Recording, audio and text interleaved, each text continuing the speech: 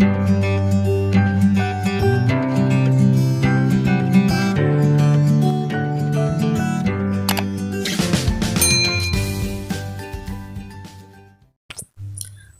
halo teman-teman, welcome back to my YouTube channel bersama aku Angel. Jadi di video kali ini aku akan kasih kalian lagi tutorial untuk ngedit foto ala aku di aplikasi Lightroom. Nah, ini dia efek yang aku akan tunjukin kalian gimana sih caranya aku dapetin efek seperti ini. So, buat kalian penasaran gimana sih caranya aku ngedit seperti ini, langsung aja kalian pantengin terus video ini sampai habis ya. Oke, yang pertama kalian masuk dulu ke aplikasi Lightroom-nya. Dan langsung aja buat kalian yang belum menambahkan foto untuk kalian ngedit di dalamnya, kalian boleh klik ini ada ikon tambah gambar di bawah dan langsung aja kalian di sini udah aku masukin fotonya, aku langsung pilih fotonya. Dan ini ada beberapa foto yang akan aku edit.